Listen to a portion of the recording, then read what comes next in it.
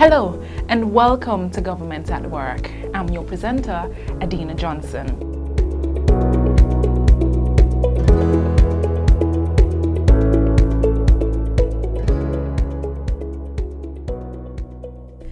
In the headlines, negative COVID-19 test results required for travel to Montserrat and designs for the new National Hospital expected in November.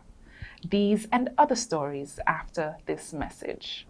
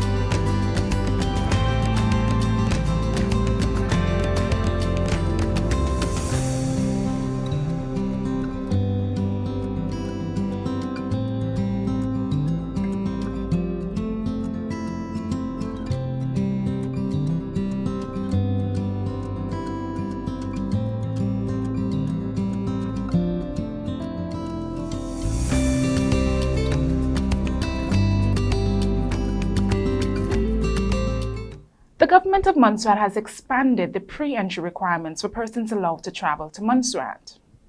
The Public Health COVID-19 Suppression No. 5 Order, SRNO 64 of 2020, took effect on Sunday, August 30th at 5 a.m., with a requirement for persons traveling to Montserrat to have a negative PCR COVID-19 test result. Potential travelers are therefore required to undergo the PCR COVID-19 test no earlier than 7 days prior to entering Montserrat. The negative PCR COVID-19 test result document must state the following: name, address, telephone number, and email address of the laboratory which conducted the test, the date the test was conducted, full names, date of birth, and address of the person tested for COVID-19, and the results of the PCR COVID-19 test conducted in relation to that person. The only persons exempted from the negative COVID-19 test requirement are a child aged 12 and under, a person entering Montserrat in circumstances related to medical evacuation, and a person who has been granted permission by the minister to enter Montserrat for the purpose of aiding with preparations for a disaster or after a disaster. Along with the negative COVID-19 test results, all persons who intend to travel to Montserrat must register to travel prior to booking their flights to Montserrat. The registration form is available on the Government of Montserrat website and must be completed and submitted no later than 3 days prior to booking a ticket to enter Montserrat. The design for the new Glendon Hospital should be completed in November. Confirmation came from officials from UK-based architectural company Article 25. The company has been tasked with designing Montserrat's new hospital. As part of the information gathering process, Article 25 held a meeting at the Montserrat Cultural Centre on August 18th to obtain public input on what they envision for the new hospital. A cross-section of the community attended the meeting. Director of Projects at Article 25, Bea Senewald, provides an overview of the interaction at the meeting. So it was a terrific evening. Many more people came than we thought would actually spend their evening at a government centre. And it was very lively. People were really interested in the project. And despite the previous frustrations from other schemes, we're very willing to contribute and put forward ideas and also warn us off some things we should not be doing and the kinds of people we should be engaging with. And we will take that forward and we will engage as much as possible. And when we come back with ideas for drawings and plans for the hospital. Article 25 said their objective is to create a high-class medical facility and will be designed based on the important principles to include safety. Face coverings are required when entering business places on Montserrat. This requirement was implemented by the government of Montserrat in August as part of COVID-19 precautionary measures.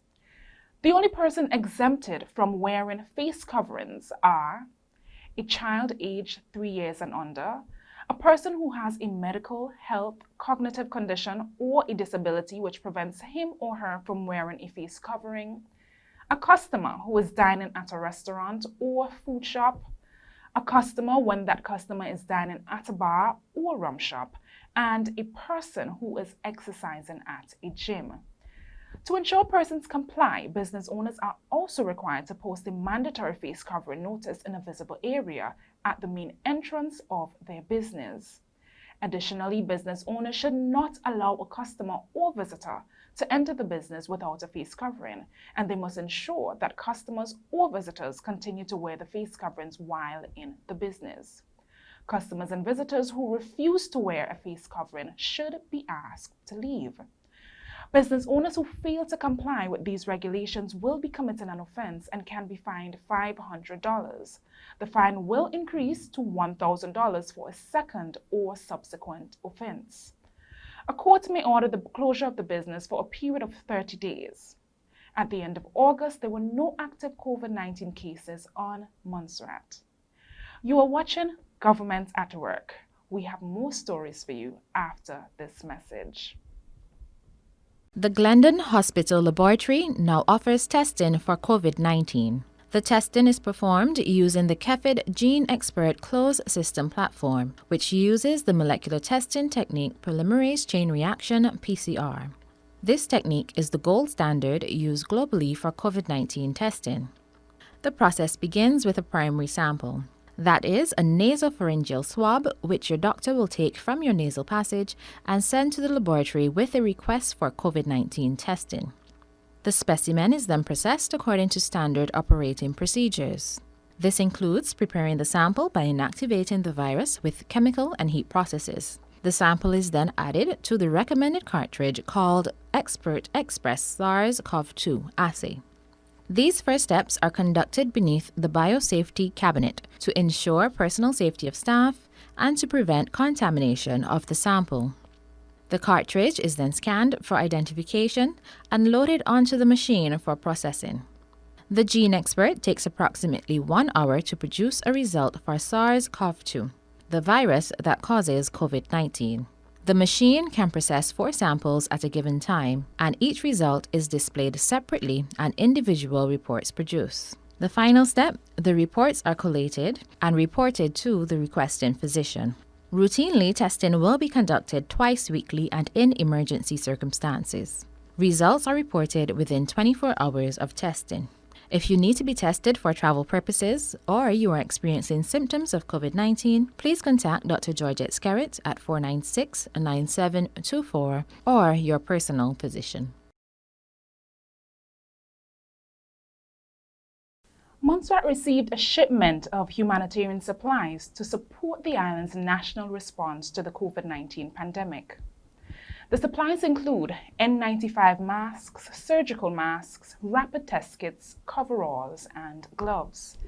The donation of supplies were made possible through the Caribbean Disaster Emergency Management Agency, SEDEMA, Coordinated Integrated Regional Logistics Hub, IRLH, the World Health Organization, JACMA, and the United Arab Emirates. During the handover ceremony at the Little Bay Port on Friday, August 7th, Premier Honorable Joseph Farrell conveyed the government's gratitude to SEDEMA and the Caribbean community, CARICOM.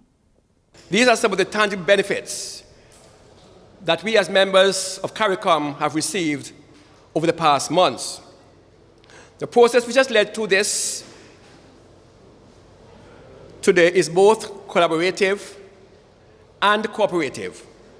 The items were successfully negotiated for us by the then chairperson of CARICOM, Prime Minister Mayor Motley, with the help of WHO and Jack Ma Foundation.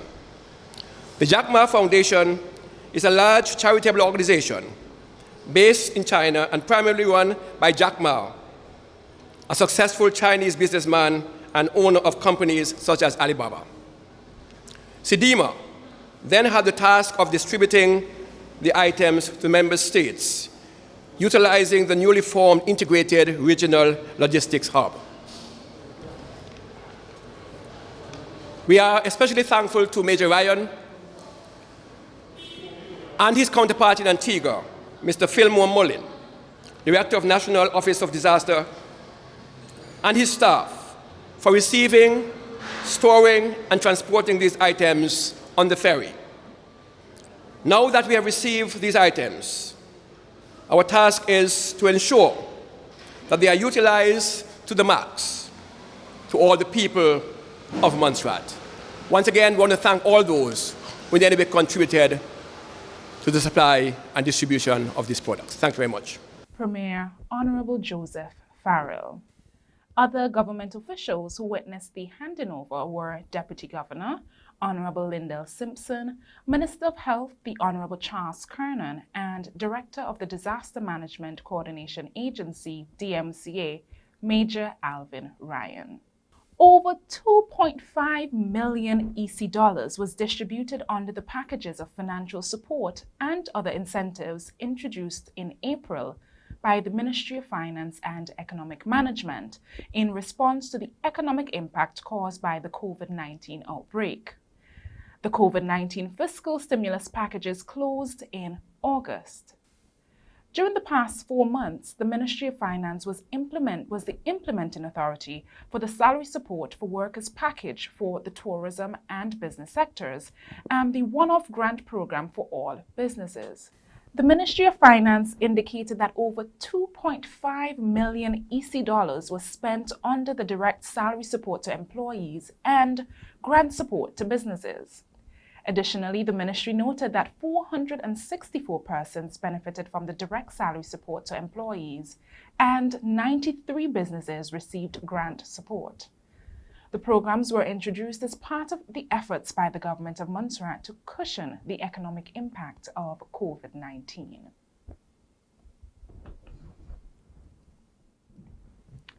Portraits of Montserrat's 3 national heroes have been permanently mounted at the John A. Osborne Airport and the ferry port as a symbolic gesture by the government of Montserrat to honor those who have provided exceptional and extraordinary service to Montserrat and Montserratians. Montserrat's national heroes are the Most Excellent William H. Bramble, ONH, the Most Excellent Robert W. Griffith, OBE, ONH, and the Most Excellent Alphonsus Arrocastle, ONH, MBE. During the portrait unveiling ceremony on Saturday, August 1st, Montserrat's Premier Honorable Joseph Farrell noted the success of our national heroes did not happen quickly or easily and required sacrifice. Even as I reflect on their countless contributions, I am prompted to remember that the titles which were bestowed upon these prestigious gentlemen did not come easy. When we remember our heroes, we not only pay regards to their exemplary inputs, but we must also reflect on the vigorous sacrifices and overwhelming sufferings which challenged them along the way. Yes, they were challenged, but they did not concede.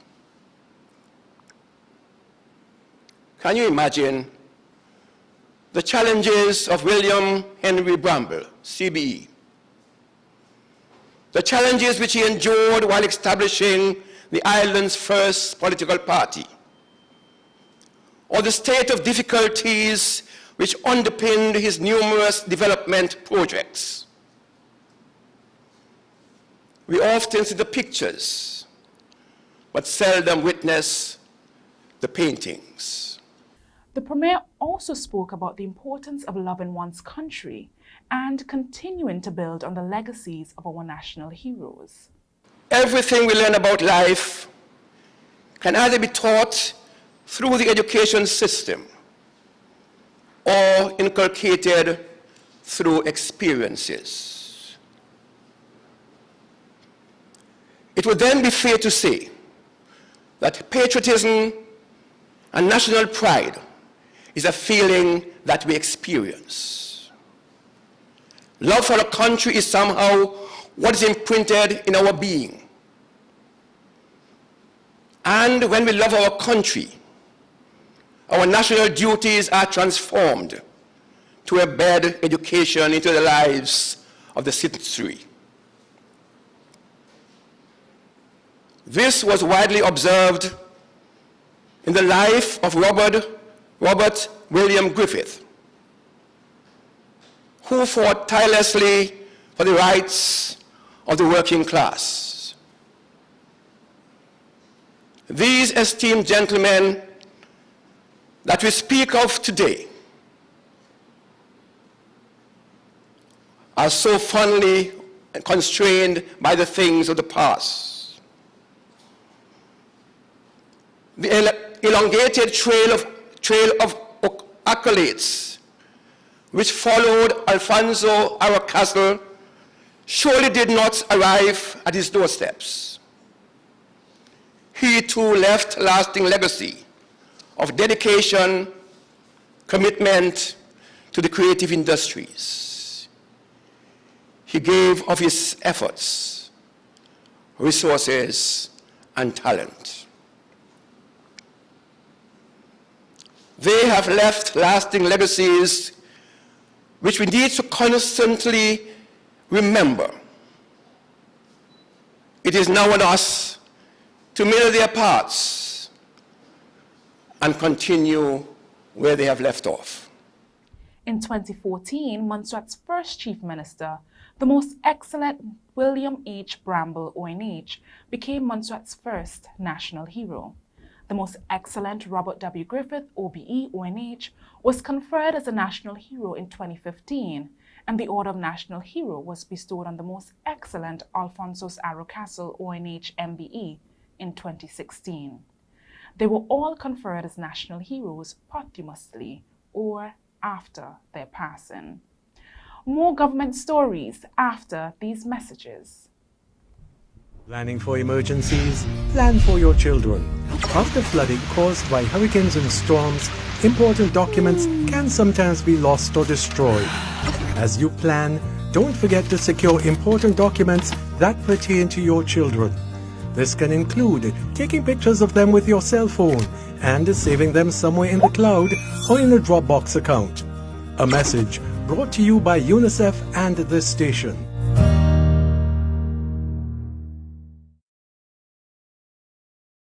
Germs are tiny little things that can cause disease and make us very sick. They are so tiny that we cannot see them, but they are everywhere. Everything we touch causes germs to get on our hands, but when they get into our bodies, that is when they can make us very sick. That's why it is very important for us to wash our hands often. The Ministry of Health, Montserrat, has taught our primary school children how to wash their hands properly. Do you know how? You must always use soap to wash your hands. Wash for at least 20 seconds, ensuring that you wash between the fingers, under the fingernails, and up to the wrists. Rinse thoroughly with running water and dry with a paper towel.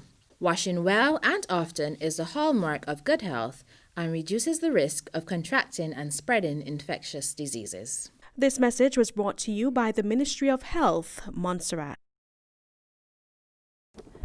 The government of Montserrat launched an upgraded website to provide better access to government information and services and to improve government's online image.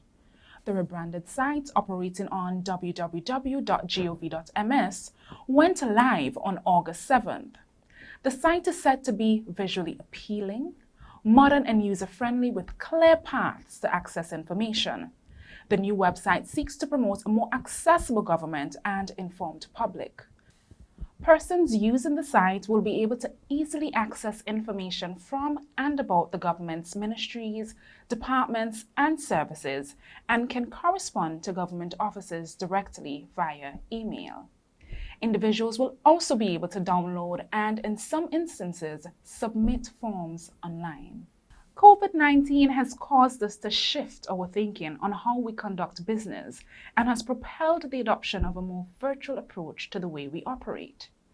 The Montserrat Arts Council, MAC, under the portfolio of the Office of the Premier, quickly adjusted to the new normal and launched Montserrat's first ever virtual exhibition, Where Digital Meets Culture. With the full details, here is MAC's Cultural Outreach and Media Officer, Charlene Lindsay. The work of 6 local artists, Evelyn White, Alphonsus Barron, Daphne Furlong, Vince Roy Castle, Rhonda Boatswain, and Kelvin Tabu Dubry were showcased from August 24th to August 29th on the Montserrat Arts Council Facebook page. Each artist had an opportunity to explain their craft and also provided a demonstration of their work. The artisans are all versed in different areas to include sewing and designing, ribbon printing, woodwork, jewelry making, ceramics, paintings, and the repurposing of recycled materials. During the exhibition, renowned visual artist Kelvin Tabu Dubry highlighted his newest projects, including some pieces created for the Prime Minister of Antigua and Barbuda, Honorable Gaston Brown. This one is one of the most beautiful and the most patient work you can find. Is she made out of dots? Dots, aha, strictly dots. Wow. So imagine you sitting down and you with a pen and you dot every day, all your life. Wow. That's maximum pen and patience. ink? Pen and ink, maximum patience, you know. And my friend is crying a river of tears, you know, because there's not much more water left in the pipe. Last drop coming. So she's actually, you know, trying for betterment of herself, thirsty-wise. And you see this is one of my special pictures. This was not done with any paintbrush. So what did you use? I used a piece of styrofoam, pieces of wood, Wow. pieces of formica, and move the paint. And I call it Red House over yonder. Because Curry Festa is going to be in Antigua next year, supposedly, if the COVID relaxes itself. I'm gonna focus on making all sceneries of Antigua for next Curry Festa. So this painting, and there's another painting, that one right there. It was actually commissioned by the late Vaughan Walters. Okay. And I was supposed to be presenting it to him so he can give it to Mr. Glaston Brown, because he told me he wanted me to do it for him. And apparently he died before he could actually collect them. But if next year prevails and I go to Curry Festa next year, I'll be personally presenting them to the Premier. Yeah, to Gaston Brown of Antigua. So that's actually outside Heritage Quay. When you come out of the ferry and we come to the parking lot and we turn left to go down to Villa. And that's where Hugo Bar used to be, the demonstrations used to lie during the volcanic crisis. So all sceneries of Antigua. Glass recycling has become more widely practiced on Montserrat over the past few years, and some individuals are creating beautiful artwork using glass. One such person is Rhonda Boatswain.